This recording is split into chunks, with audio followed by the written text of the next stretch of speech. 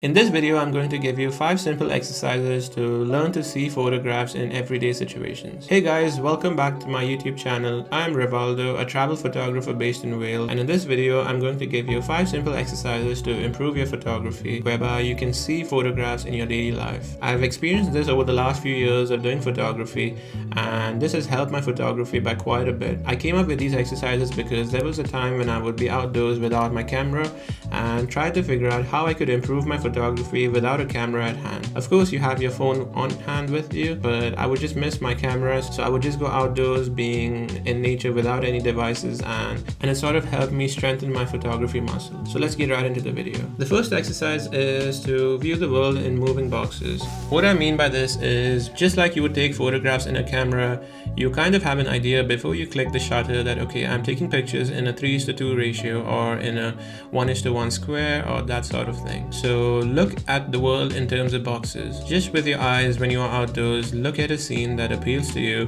and try and create moving boxes in your eye. Try and see where you can get a composition and keep practicing that over and over. That trains your mind's eye to basically look like it's basically a scanner or that sort of thing in a camera.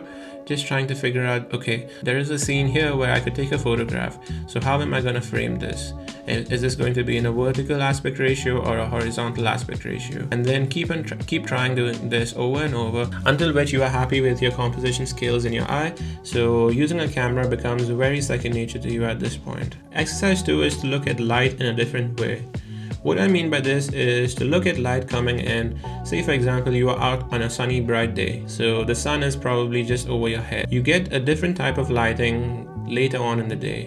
So as the sun sets towards the horizon, try and find different angles to take your photographs. Of course, you don't have your camera on you, but you need to look at where the sun is and then look around in different directions to see how light falls on different objects. By doing this, you kind of get an idea that, okay, if I were to be 90 degrees from where the sun is, I get a little bit of nice lighting on this side.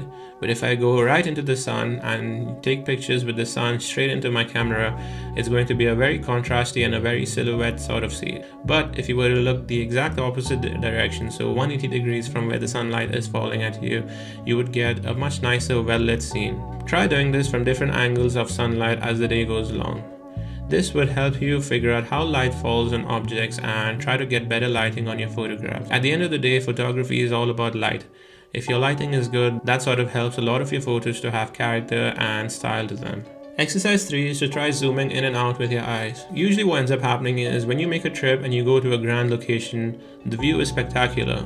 You look out and you're like, wow, this is incredible. To create a picture perfect moment over there, it's not just taking your camera and clicking the photograph. The reason for this is because your eyes see the world in a much different way as the camera does. If you have a prime lens on your camera and you take pictures just with one shot, you kind of miss the point of like the scene of trying to put it in a picturesque way on your camera. So say for example, you are at a really nice scene. So you go out there and you need to try and find different compositions and different aspect ratios to take a picture. Using the exercise I provided in the first step, it would mean you basically look at the scene and say, okay, I can take one portrait shot here, but I can zoom in and out of the scene. So take the picture in your eye saying, okay, you're going to put the sky, which is 25% of the portraiture shot. You are going to take maybe 40% of the landscape where you have the ocean, and then you have 20% of the land. Try zooming in and out of the scene and do this all in your eye.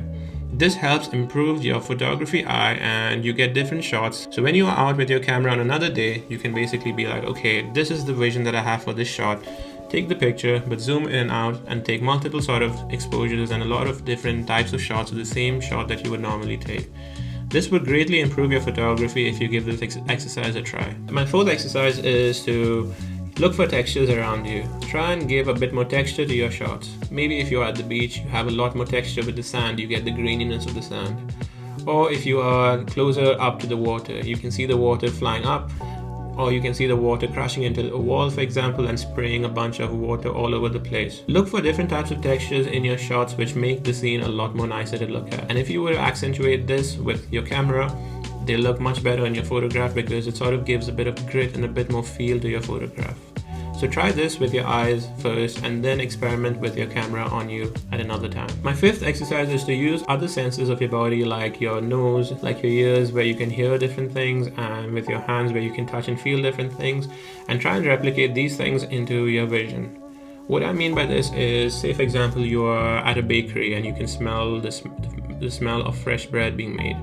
Try and find a way to get pictures of that, so then that basically gives you a great memory to look back when you are done with the trip. Of course, you are doing this without your camera as of right now, but when you do have your camera another time, this would help you greatly. Or you are walking down a street and you hear the call for prayer in some country, or you hear the church bells ringing. Try and find a way to take a picture of this in a visual way, where when you're done with the trip and years later you look back, it gives you a clear memory that, okay, I was here and I heard this sound or that, and I got this smell and that. So then that's basically replicated into a photograph. This is a really vital skill to have, because you translate different senses of your human experience into a photograph. I hope that you have found this video useful. If you would need any more clarification on some of these steps that I have provided, please drop a comment in the comment section, and I will try my best to help.